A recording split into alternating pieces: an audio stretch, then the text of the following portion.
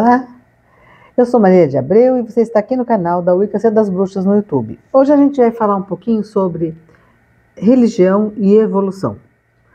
A gente vai tentar fazer um retrospecto de como o conhecimento e a religião foi evoluindo. Vamos ver.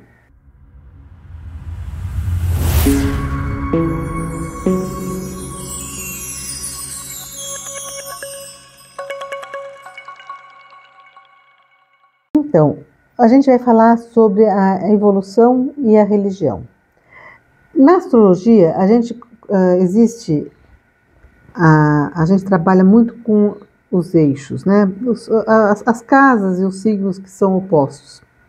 E na astrologia a gente fala que existe a terceira casa, que é a casa do conhecimento, do aprendizado, que é oposta à casa dos conhecimentos filosóficos das universidades e da justiça e da religião. E quando mexe aqui, repercute aqui. Aí, quando a gente tem essa informação, a gente entende o seguinte, que sempre que tem algum avanço intelectual, científico, alguma coisa mexe aqui também desse lado. Quando a gente pega a história da humanidade sobre esse prisma, a gente entende assim, que o homem saiu de uma total ignorância e vulnerabilidade quando ele começa a perceber que existem ciclos na natureza, que o Sol, ele vai, durante o ano, ele vai passando em determinados pontos e aqueles pontos marcam as estações do ano, e que isso pode causar uma previsibilidade que faz com que não seja mais tão necessário você sair fugindo da fome.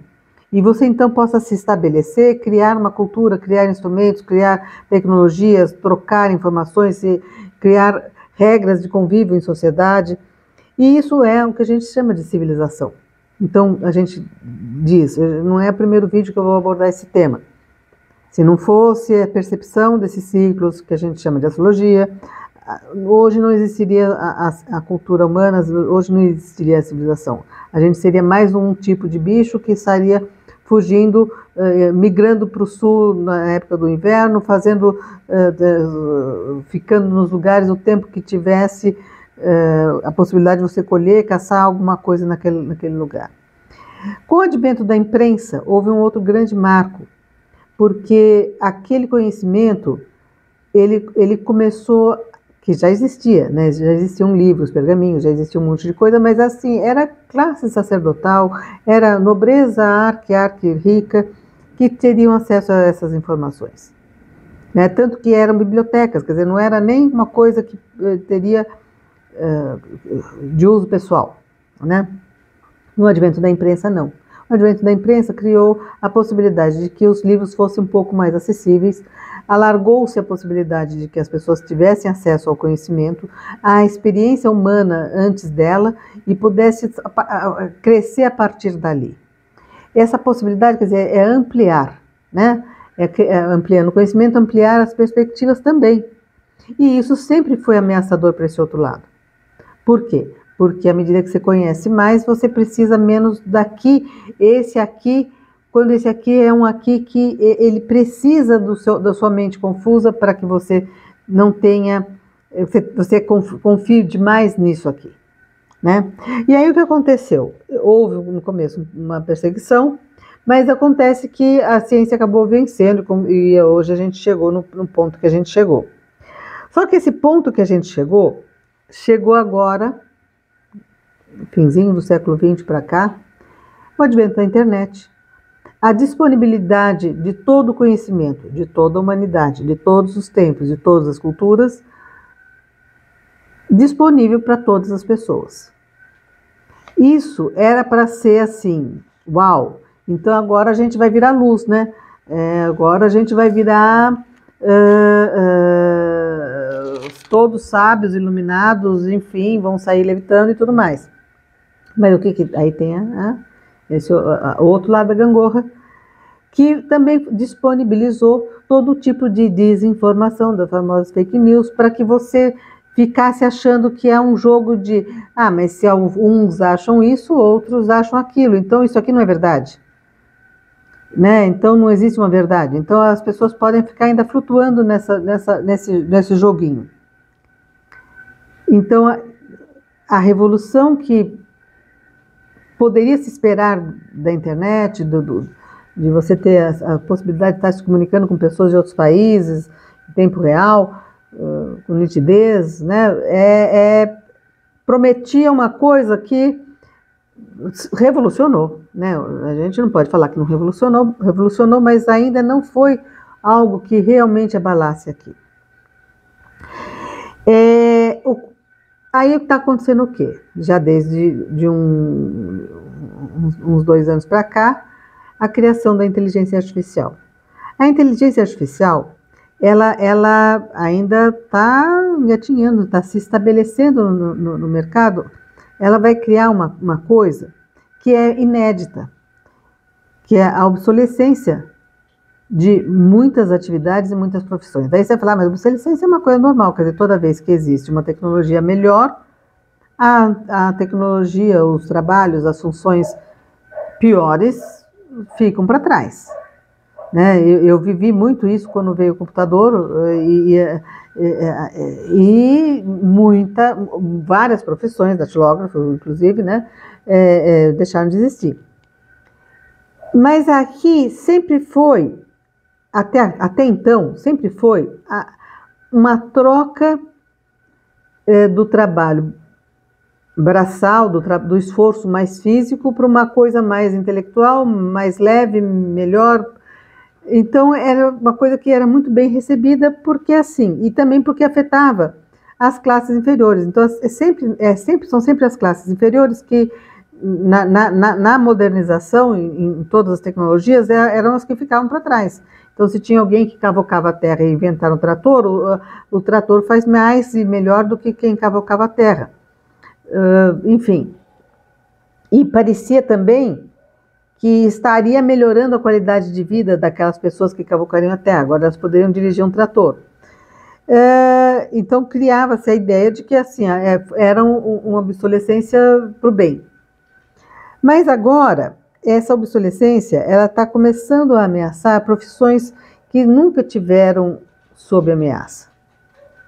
Né? Então, profissões, hoje a gente já ouve notícias em que existem hospitais que, num primeiro approach lá com os pacientes, eles usam robôs, ou que eles usam inteligência artificial. Né? De repente, profissões que antes eram top de remuneração, de empregabilidade, começam a serem atingidas por essa obsolescência. Né? E aí atinge um nível de população que nunca foi mexido e que vai criar, nós estamos no processo, né? Isso ainda não está estabelecido, a sensação de, nós evoluímos para quê?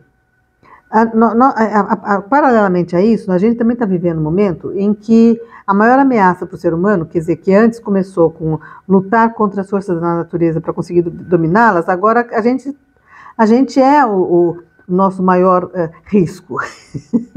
Né? A gente está vivendo um período em que a humanidade é a principal ameaça à humanidade. E aí a gente vê, a gente evoluiu para quê? A gente chegou aqui para quê? Quer dizer, antes a desculpa era que a tecnologia, os avanços eram para uma melhoria para o ser humano. Agora, se vai chegando num ponto dessa obsolescência, que a máquina vai estar fazendo alguma coisa e o humano vai falar, e eu sirvo para quê? Eu não consigo imaginar enxergarmos nesse momento e o aspecto, a relação do humano com o divino permanecer nos mesmos moldes de hoje, né? Porque a gente pedia orientação e lia no céu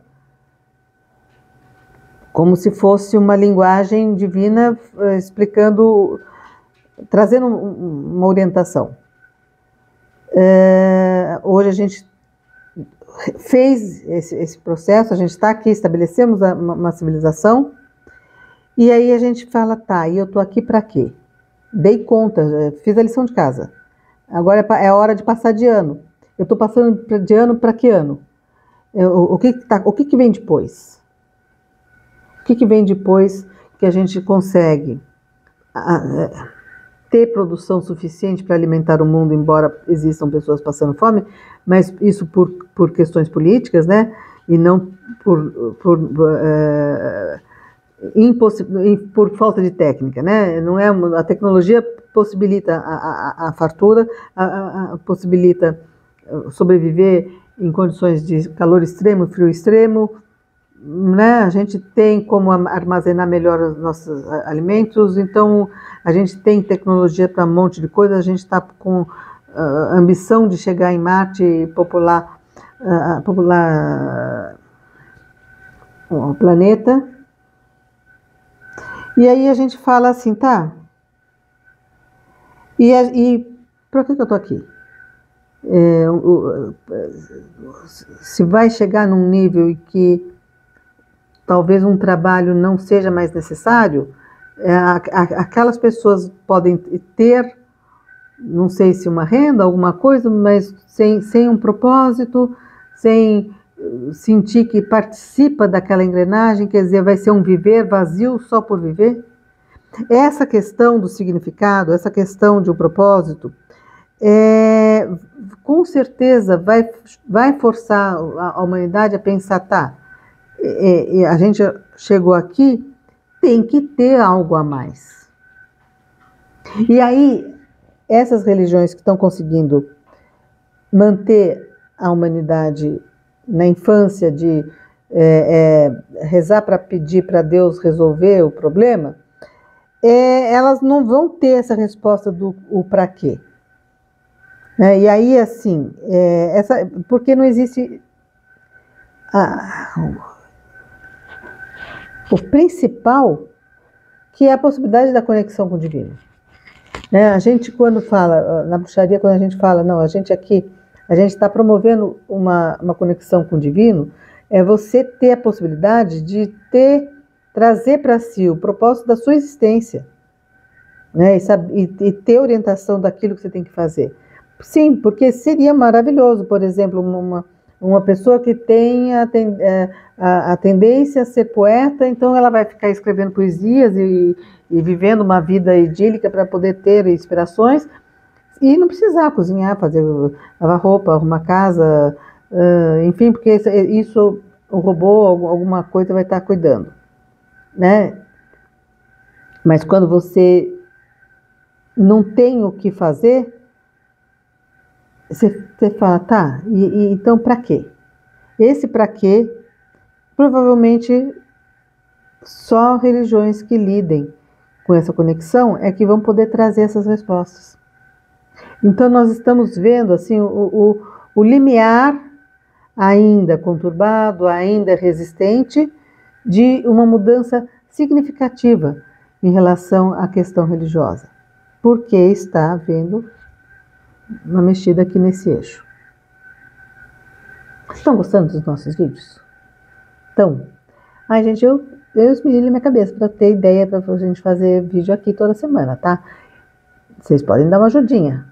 Um like, se inscreve, comenta, compartilha, dá uma sugestão. É a forma de estar incentivando essa troca, criando uma comunidade. Mais para frente, se eu tiver fluxo de seguidores que estejam atuando, a gente começa a criar lives, começa a criar cursos, algumas coisas ao vivo, tá? Precisa ter uma movimentaçãozinha, tá? Então, estou fazendo a minha parte, tá bom? Até semana que vem.